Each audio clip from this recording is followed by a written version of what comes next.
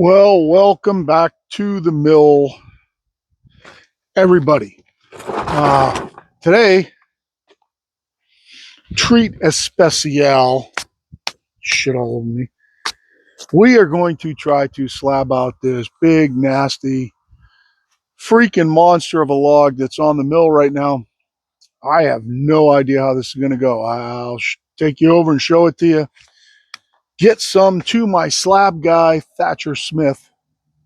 And if any of you are ever looking for slabs or hardwood stock, anything like that, check out Plymouth Live Edge. Thatcher Smith is the owner's name, and he has got a great store on the South Shore of Massachusetts. I'm sure Thatcher ships kiln dried, every species. You name the thickness, the size, the blah, blah, blah, blah, blah. He's got it. Thatcher is the way to go. If you want to know why I don't just slab these and sell them myself, one reason is that I used to do that for years and years and years when the slab market was good. And since COVID, everybody and their brother and sister got into the chainsaw milling business, and it killed the slab market. So once upon a time, slabs that I could sell for decent money green aren't decent money anymore. Now, Thatcher kiln dries them and offers all kinds of other surfacing services in the whole 9 yards. So Thatcher can get decent money for slabs. So for $1 a board foot on pine, I can sell my slabs to him, cut this out, and make $400. So rather than trying to deal with the public and having people come out here and aggravate me, it's just easier to sell them to him. So, and this might be the last monster pine slab that I have lying around. I do have some other big ones, but nothing like this. We are testing out a new set of mechanics gloves today. So we wore out the other ones.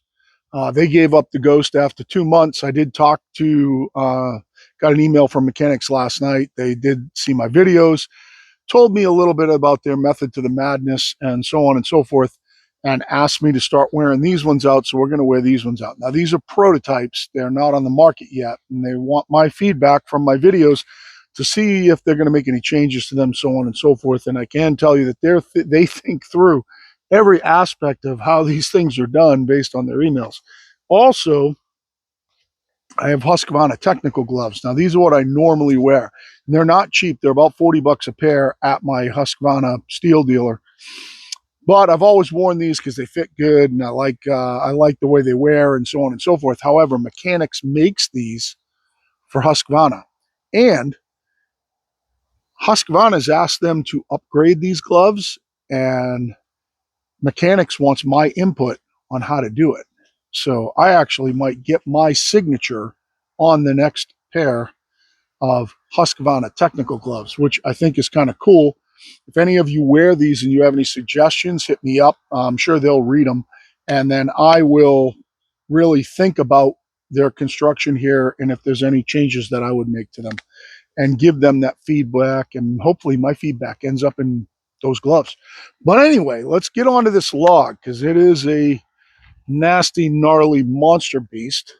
I'll go stand next to it for scale because it's kind of hard to see, when you're looking at the log from over there, it kind of looks a little smaller than it really is. It's a pretty big log.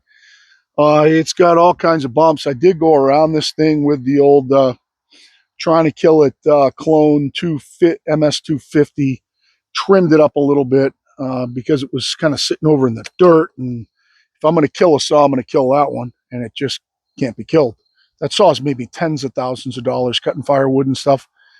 Saw can't be killed. I don't know what to say about it. But anyway, I'm not suggesting you go out and buy a clone saw, but for $100, that saw is maybe tens of thousands of dollars cutting firewood with it, trying to kill it on video. And I can't kill it. I've tried. But anyway, we got it up here. I know that I'm clear for a couple of cuts. This is going to be a challenge. I for some reason, I had originally thought this was going to have to be chainsaw milled. And I'm still not convinced that I haven't seen something that I haven't measured yet that is going to make this need to be chainsaw milled. I'm not sure, but it appears at first glance like there's a chance that I can slab this. So um, I think now, obviously, if you look at this side here, this side's sticking out past that silver. The corner of the bunk is what I use as my drop dead point. Okay. This is sticking out past that, no doubt about it. On this side, I have a little bit of room, and I still can do some trimming on stuff that just happen to be on the ground. When I measure it, it looks like it'll clear. So if you can measure this big end and it looks like it's going to clear, then you look down and nothing's really sticking out huge, except maybe that thing right there. That's kind of telling me that I think I can do this. If you look at this side, you can see I still have a pretty big leader sticking off the bottom down there and a couple down there. I am going to take the top off this log right now, and I'm going to go down kind of as far as I can before I hit. And I know I will start hitting at some point. Somewhere around that radius right there, I will start hitting. And I'm going to take it down as far as I can, and then we're going to flip it over. And I'm going to tell you why that we're going to flip it over. Because you can't, if you have a flat side on this log, you can flip it over and maintain your registration surface. And then when you're cutting down, if you bump into something, but you have room on the other side, you can kind of scoot it over a little bit to get clearance and keep going with your cut while maintaining your registration surface. You can't do that with your round side down. So that's the reason that you need to flip the log. This log is going to have to be flipped with the machine. I can't flip this with a PV. So we're going to mill it down, get as big a flat spot as we can. I'm going to be taking, I think, 2.5 and 3 inch slabs out of this, depending on what it looks like. And we will see how we end up hitting. If we end up hitting minimal stuff, we'll just kind of chainsaw shave it and keep going. But your goal on this top part of the log, while you have it stuck in place here, is to go as far down as you can. Then flip it over. And then if you have some other stuff sticking out, you can trim it. And then you'll be able to mill down so far till you start hitting. And then you can deal with the spots that you hit. And you can move the log side to side if you have to. If you think it's going to be too monumental of a task, you only have two options. Your two options are to create a flat side. Sometimes that works, sometimes it doesn't. If a customer wants organic on both sides or a natural edge on both sides, I hate the term live edge, so I'm going to use natural edge. Natural edge on both sides, then you can't do that. But some cases, especially with Thatcher, customers come in and they want a flat spot on one side so that it can go in a house maybe or in a cabin up against a wall. So you can mill a flat side on the top, then spin that sideways, and then take your slabs out the other way. And that gives you a lot of clearance. And then you wouldn't have any problem milling the log. Then you mill down, you take a flat side, flip it on its side up against the stops, mill off the top till you hit, flip it over, and then mill out the rest of the log. And that should give you plenty of clearance to mill the whole log if you can afford a flat side. If you can't afford a flat side and you're like me that can chainsaw mill out to 60 inches wide, which is twice as wide as this log, then I can take it down. And if I run into something that's just, I cannot deal with it, I can throw a chainsaw mill up on it, chainsaw mill it out right here on the log deck. And those passes on a log like this would take me about 6 minutes a pass to just mill right through it. So that's another option. And I can create the flat spot with the mill for my chainsaw mill to ride on. So that's kind of what we're up against. When I get this log flipped over, that gives me the opportunity to lower these stops and move this log this way if I need to, because these stops kind of are holding the log over and exposing the other side. But we'll see how it goes. So what I'm going to do is I'm going to leave you guys there. I'm going to fire up the mill. We're going to take the top off this, and we'll go down as far as we can, and then I'll probably pause you. We'll flip it over, and we'll take it from there. So let's start taking it apart. This is my one job for the day.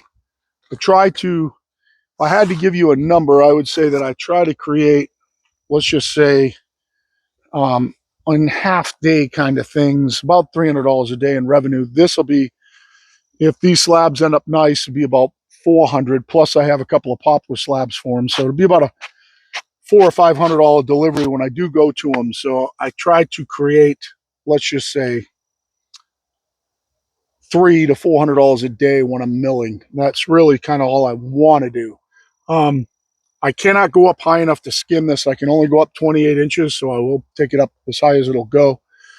I am running that Silvertip Turbo 7 from yesterday. I thought about putting a Stellicut band on, but I don't want to waste them on a weird, crappy log like this. I'd rather mill beams and other stuff with those because they cut so nice. So we'll waste out this Silvertip Turbo 7 is probably 350, 400 board feet in this log. So, but it won't be a lot of cuts.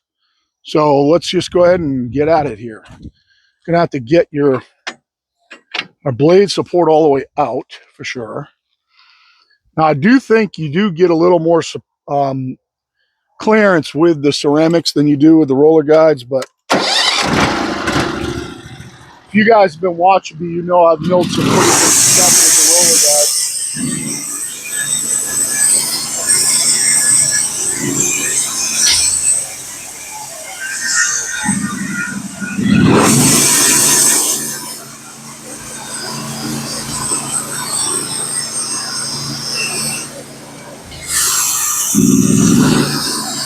I don't know if you could hear that, but that totally cleaned up my band.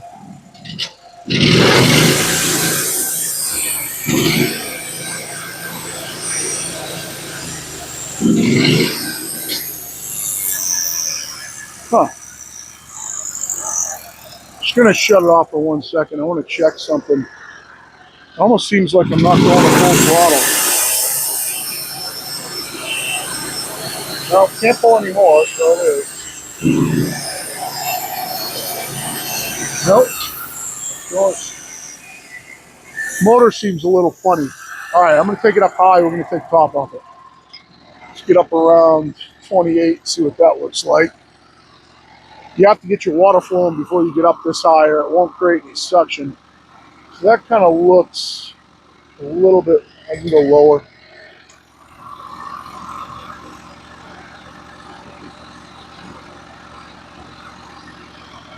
I'm going to cut it right there. Well, I'm going to come down 1 more inch. Let's cut it at 26.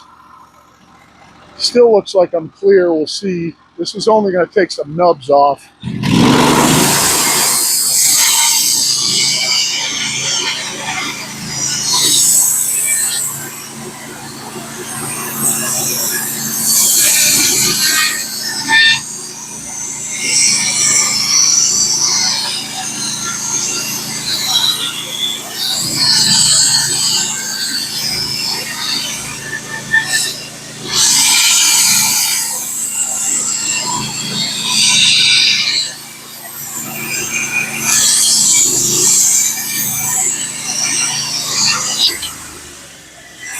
So I'm way more clear than I thought I was as far as just fitting around it. Come down at least an inch, so I'm at 26, probably at least come down to 25. Just want to shave this top flat. If I could come down to 24 and make a cut, that'd be great. Probably try that.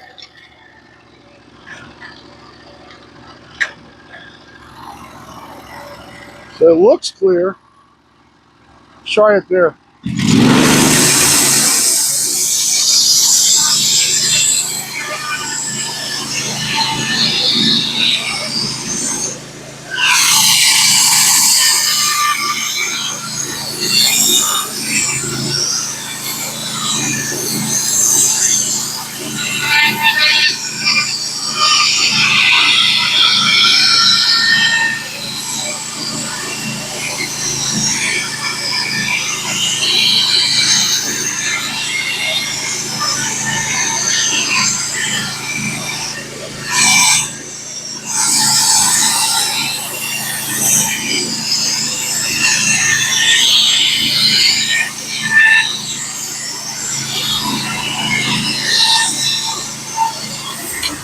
All right, so that's good. We'll get down that wall. Shit, out of the way. It's actually a kind of cool piece here.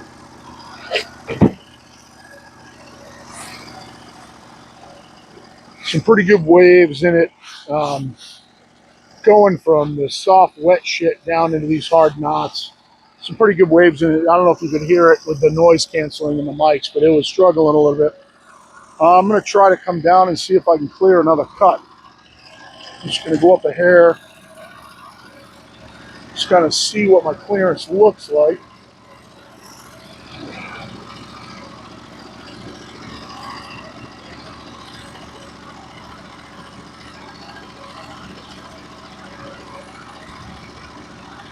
All right, so I can see a spot I'm going to hit right here. I'm just going to clean that off, see if I can get at least one more cut out of it.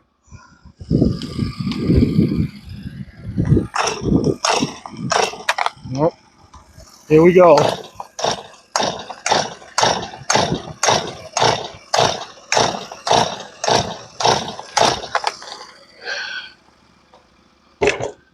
I'm going to pause you guys 1 second. I got to grab my other saw. This is just MS-250s. If you're not familiar with them, are pains in the ass sometimes in warm starts.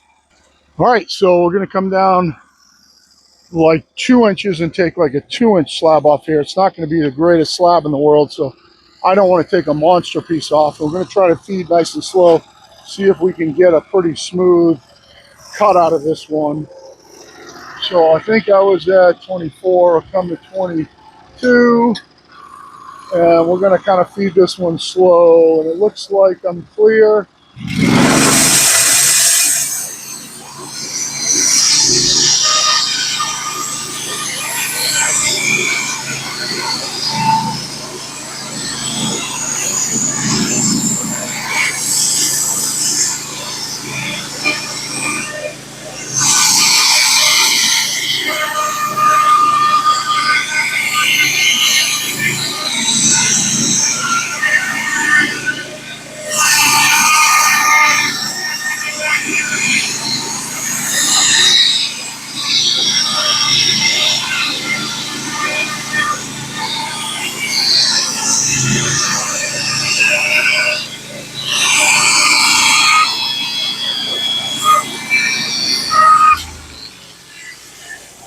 Got a bunch of crap in front of my saw carriage from making that cut that was just bound me up a little bit.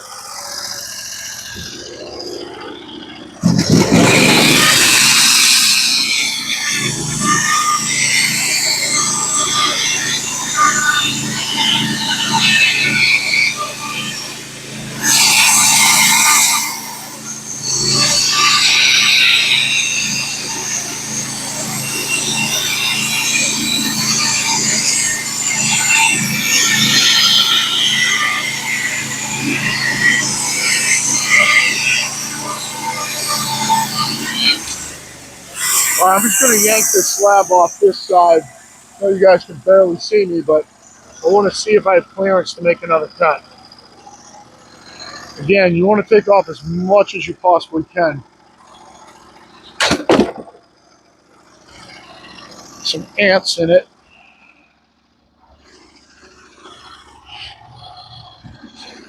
Now that cut, I still get a pretty good wave right here, but overall it cut really flat the rest of the way.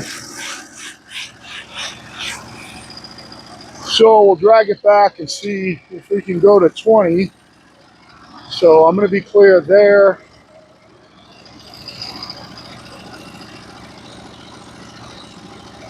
It's going to be tight there, but it looks like it might clear. Looks like it'll clear there, it'll clear there. It'll clear there. I think I can go to 20. Let's try it.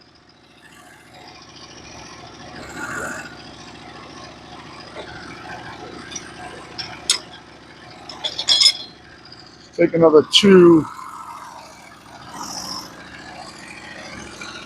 Now I'm clear on this side. I could almost take a 2.5. Let's take a 2.5. This is like a real slab. So it looks like it's clear. Let's try it.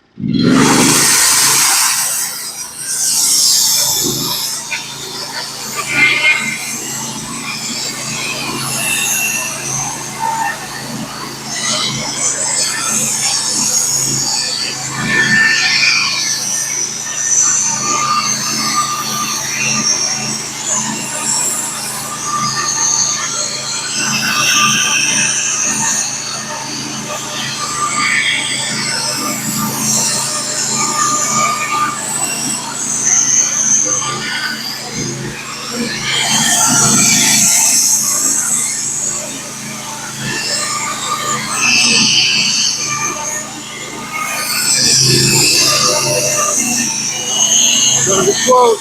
Yep, looks good.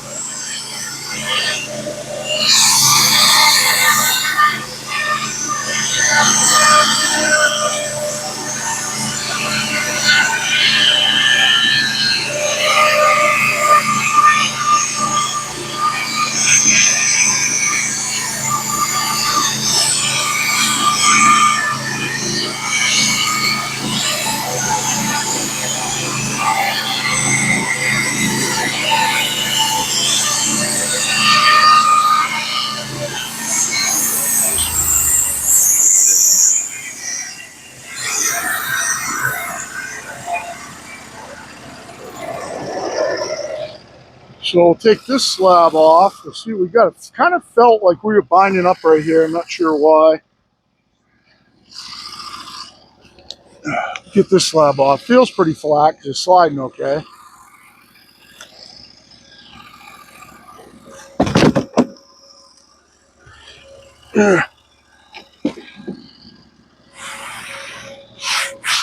It's not cutting very good, I can tell you that. There's a chance I may want to swap this band out. Try it with one of my sharpened other bands. It's got some pretty decent waves in it, especially right here. There's a lot of dirt at the beginning of the log. There's a chance that this is not sharp. Let's go ahead and feel it.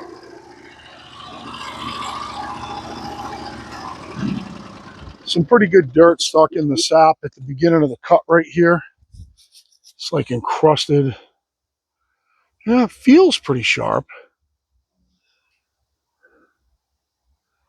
Feels pretty sharp. It's not peeling my fingernail though. It's not peeling my fingernail.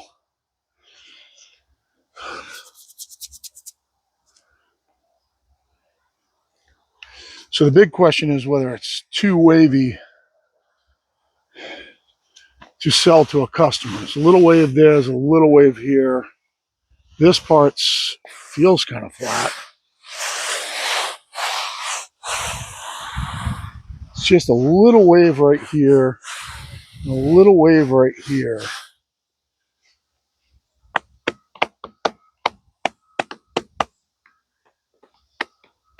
I'm gonna run this band down to where I was and come onto the log here with the motor off and just see what it looks like.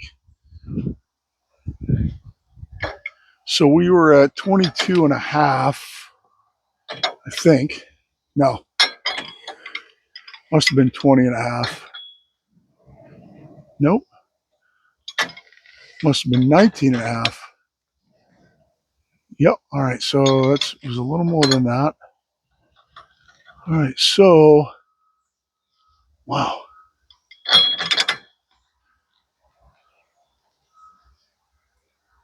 So it rose up on that side right there. Stayed flat over here. It's not that bad. And do I have room to make another cut? Let's raise it up a little bit. Let's go down and see what the clearance is going to look like. All right, so looks like it may be clear there. If I go down 2 inches, I'm definitely going to hit there. Clear, clear, clear. It looks good. Yeah, I think I've only got one spot I'm going to hit here, maybe two. Probably make another cut. So what I'm going to do, if I trim right here and right here just a little bit, I can make another cut. And then we're going to be getting past the go, no-go zone. And there's a chance, too, that maybe this was moving a little bit. Let's see if I can get this bottom clamp on it. You can't clamp a log like this big. The clamps don't fit. Maybe I can get this clamp on it. It's bound into that clamp. See if I can get this thing trimmed right here, and I might be able to make another cut. See if I can vary my speed.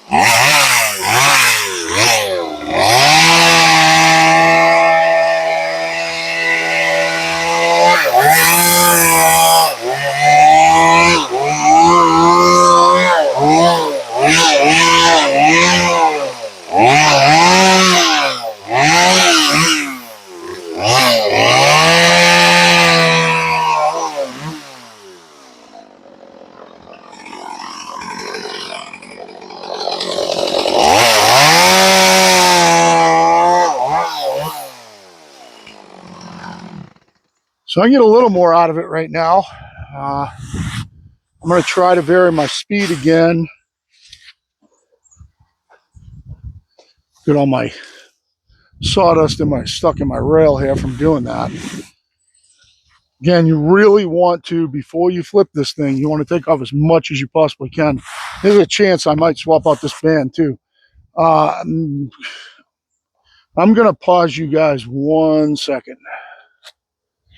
So I want to scrape some of the dirt off the crusty bark down the other end. So I'll show you what we're dealing with.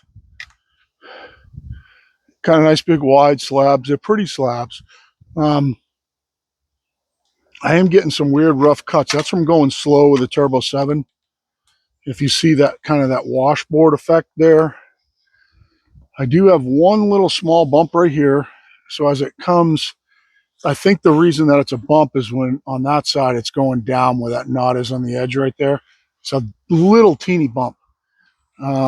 See if I can't see through the viewfinder, so I'd have to show it from the side. It's not very big.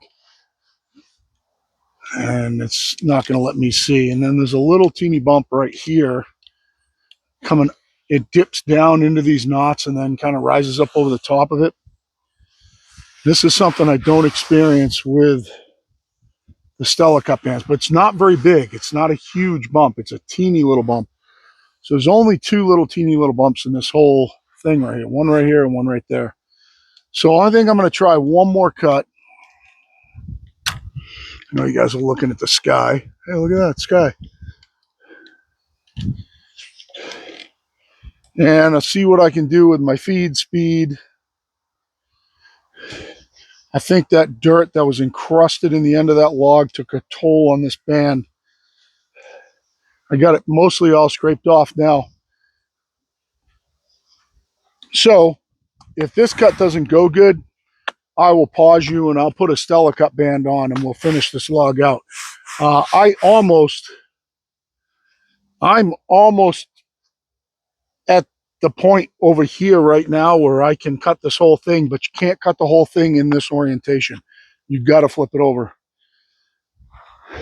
because I am going to have to eventually put my stops down. Now, I could keep going until my stops get in the way, which would be good if I could. If I keep cutting flat or fairly flat, then that's what I'll do.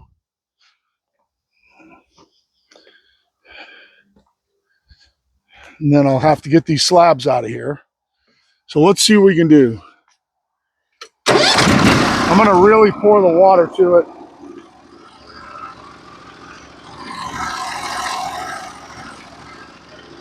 And I know that was 19 and a half. So if I go to 17, it gives me another 2.5. And it looks clear, so let's try it.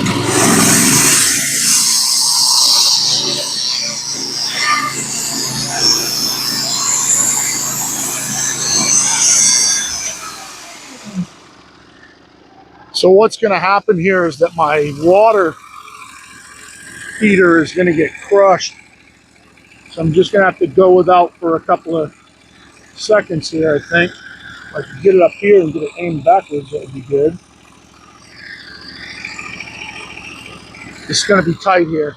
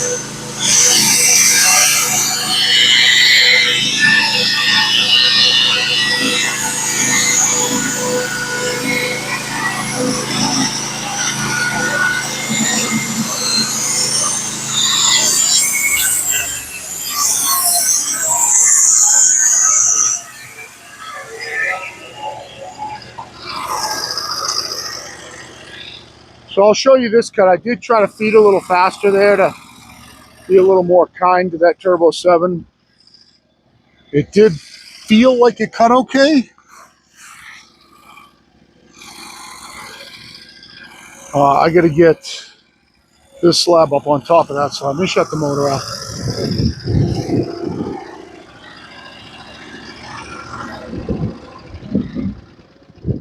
Sometimes when you're explaining to people the cost of these things, they don't understand what it takes to pull something off like this.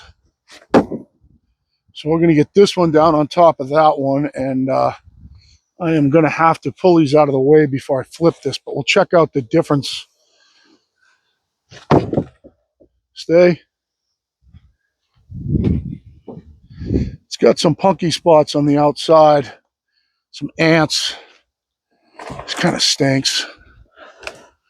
I'm into some ants now. Big slabs.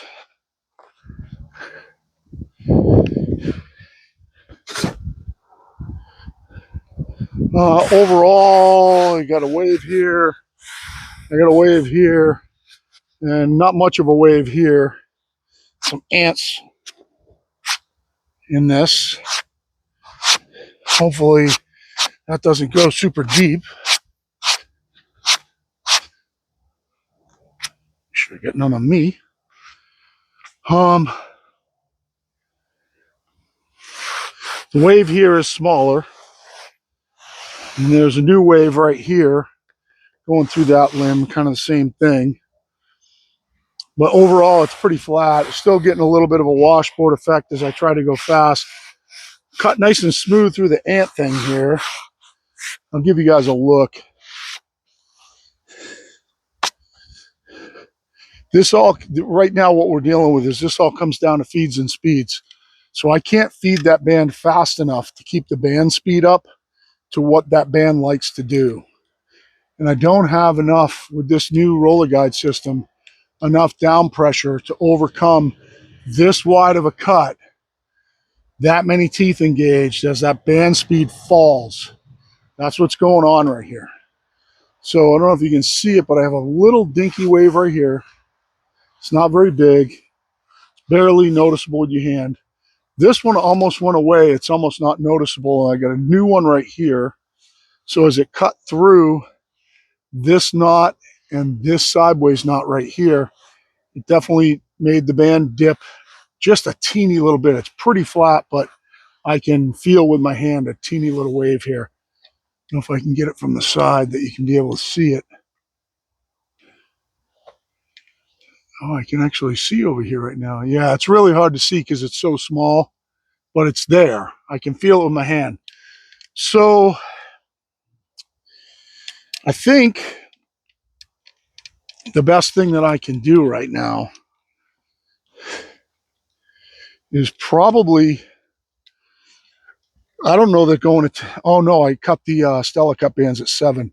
That's why I cut the Stellicut bands at 7 degrees. So I can throw a Stellicut on here that I just sharpened, and we're going to take a look and see if we're going to be clear for another cut. Maybe I'll just flip this log over. I'm going to pause you guys for 1 second while I check it out. All right, so this will be interesting. I got the Stellicut band on. I did find that my tracking on this side wheel was a little off. My band was riding a little bit too far back on it, which means that some of these dips, I don't know if I showed them when I was talking about it, how it was dipping on this side. That could be what caused that. If that was just a little bit out of skew, that might have caused the problems in cutting with that Turbo 7 because it's out so wide. But we're going to check out the Stellicut band. Now, this is the one that I just face ground. I didn't do the gullets on this one, just the face to 7 degrees. So we're going to see how it cuts, and we'll compare the finishes to one to the other. I showed you this one. It's pretty good. It does have a little bit of washboard in it, nothing serious. Indicative of a Turbo 7 going too slow and not keeping up its band speed. So we'll try this one out. I think I did my trimming. I think I'm clear. Should be able to make this cut.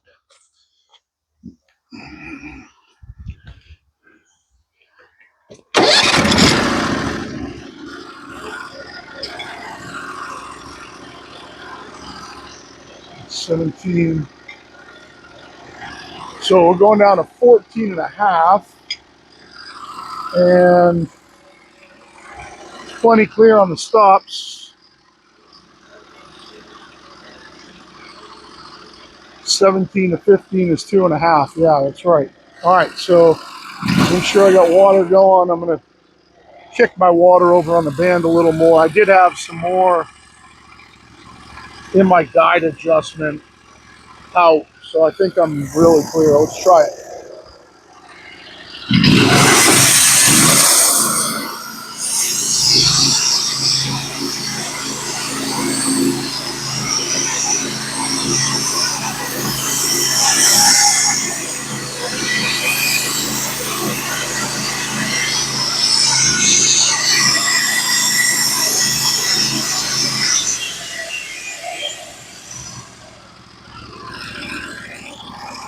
So I look like I'm clear, but my water thing's stuck. I gotta get it up higher. See if I can back out a little bit without kicking the blade.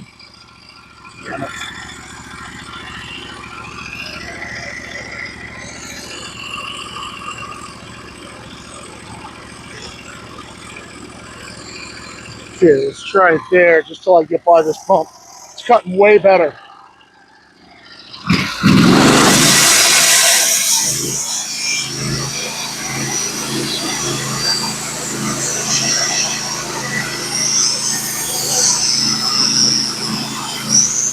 All right, let me get my water back at my band again. I don't want my band to heat up.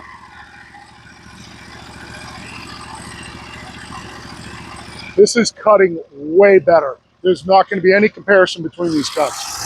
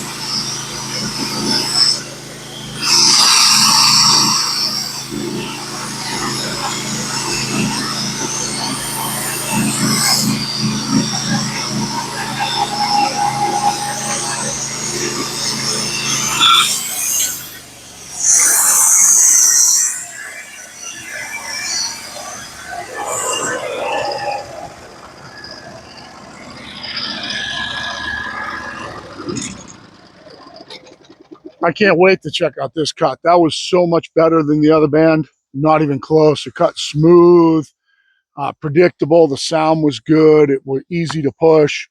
I bet the finish is going to be excellent. We're going to see right now. Hopefully I don't blow my back out again. Oh, it's no comparison. It's way better. And this is on a band that has like 3,000 board feet on it that I sharpened. And all I did was face grind this one. If you didn't watch it, you can go back and watch it on my video.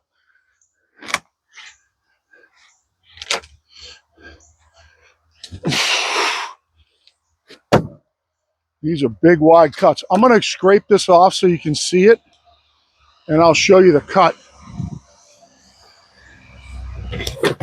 So this is one of those, what can you expect with face grinding like I did? Holy shit, is this smooth. Oh my God. Talk about no comparison.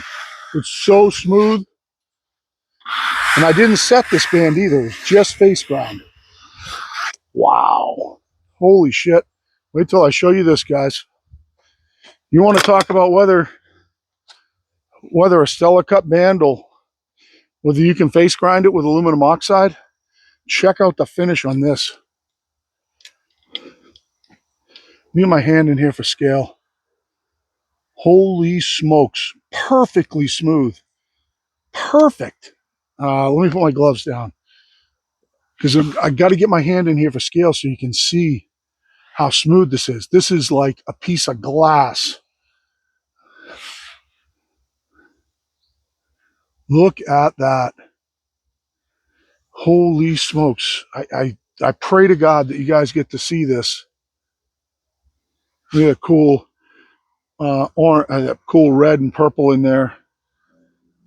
This is so smooth, I can't even tell you guys. This is the one that I face ground only. Wow. No waves in it. And I mean smooth, smooth, smooth, smooth. I'm zooming as far in as I can get here, guys. This is like so smooth. There's barely even any saw marks in it. I mean, it's incredible. I can't even see saw marks. What a difference. Holy crap. That's unbelievable how good that is. Absolutely. I hope that I'm getting you in close enough to show you going through this knot right here. This is where I was getting a dip before. Holy crap, is that smooth. That's incredible. I mean, it is, wow. I mean, that is like, it looks like it's sanded. It's so smooth. All right, so I'm going to pause you guys 1 second. I'm going to check my clearances again, see if I can take one more off it. And maybe I will take one more off and call this a video instead of having to keep you on for me flipping this thing and taking a few pieces out of the other side. I'm not sure yet, but I'd like to get another piece out of this before I flip it. All right, so let's pull another slab off it. I'm going to get my water up out of the way. I got one couple little tight spots. I did trim them. Hopefully we're clear the whole way. Get my water up out of the way before I stir it this time.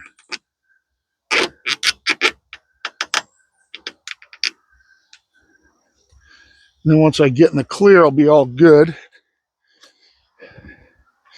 So I think I was at 14 and a half. We're going to have to go down to 12.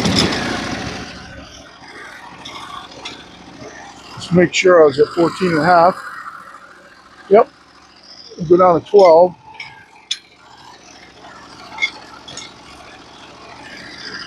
And I think it looks all clear.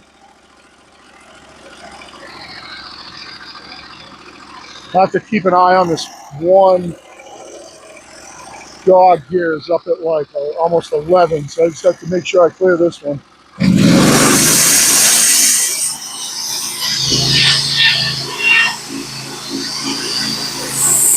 Yep.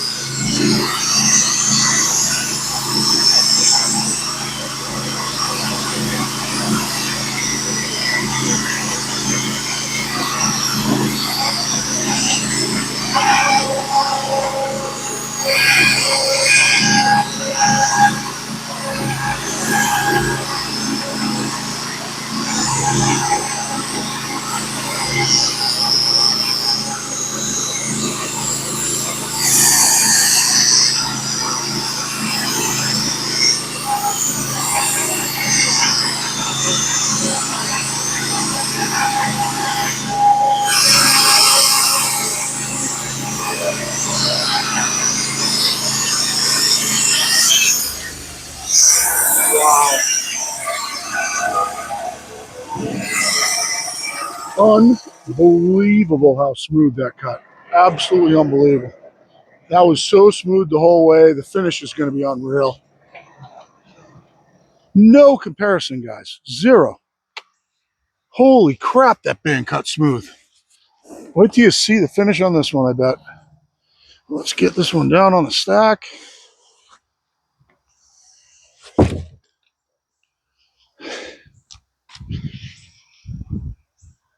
I'll pull all these out of here before I flip this log. It's almost a chance I can flip it by hand now. I can't, not with the knobs on it. Oh, wow. Guys, I'll tell you what.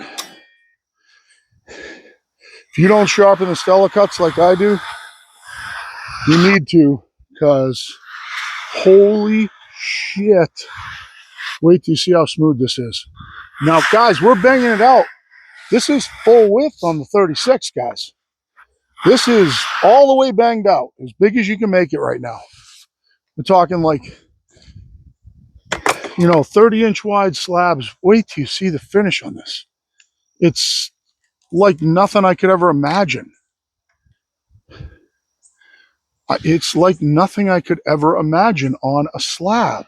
This wide, this big with knots and stuff. I mean, it's flawless. It's like it's sanded.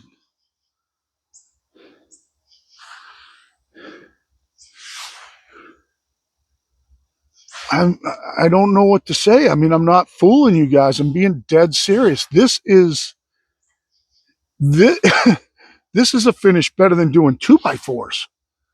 It's running that stable in the cut this wide. It's almost like it's better than cutting a 2x4. I mean, it's absolutely flawless. Perfectly smooth. Perfect. I mean, when I tell you I can't see saw marks, I'm getting you in as close as I can get you. There are no saw marks in this. None. I mean, it's It's unbelievable. And this is, I mean, I'm trimming it to get through it, guys. You know, this is as big as this mill can cut. I'm actually getting to the point where I could cut the whole log this way, but you can't because you got to flip it over because of we're gonna get down in our stops, so you can't adjust your stops because you'll lose your registration because you got your round side down. But wow, I am going to title this video, instead of cutting big ass slabs,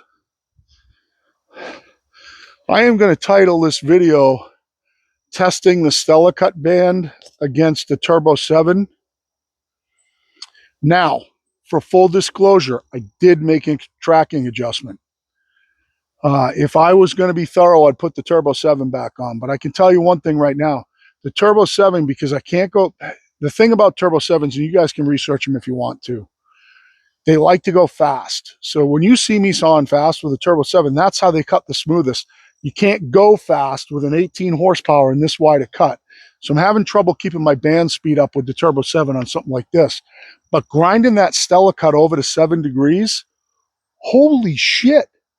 I mean, I'll put a timestamp in the title. I will also share this over to the Facebook pages for Norwood. Guys, this is incredible. I've never cut with a band that cut this smooth, ever. And I'm talking banged out with my adjustable blade guide all the way over. Totally banged out on this mill, and it's cutting that smooth. That's unbelievable. Absolutely unbelievable. I'm shocked. Never would have believed it if I didn't see it. So, holy crap, Stellicut bands. I don't even know that I grind out the... I can't wait to try one that I ground out the whole gullet, because if I'm getting this kind of results just out of face grinding them, holy shit. That's unbelievable. So I'm going to kill this video. And I want to flip this log over. I'll throw you on charge, and maybe I will bring you back and show you the last few cuts on this thing. But wow, holy shit. It's like, it's as smooth as if I sanded it. I mean, there literally is not a saw mark in it. It's unbelievable. Just face grinding it with aluminum oxide like we did in the house. If you didn't watch the video, go back and watch them. Unreal. I'd never want to cut with anything else. I guarantee you that. I will never want a different band. I will start with Stellicut 10 degrees, and I'll grind them all over to 7 the first time I need to sharpen them. From now on, I will never cut with another band. I don't see the reason for it. You're cutting 3,000 board feet with them in smaller wood, and then to grind it once and have that it's unbelievable, guys. That's all I can say. I wouldn't, if you had posted this, somebody else had posted this, I wouldn't believe it. So, wow. That's impressive. That's unbelievable. It's unbelievable. So, for now, until we come back, this Power Solutions out.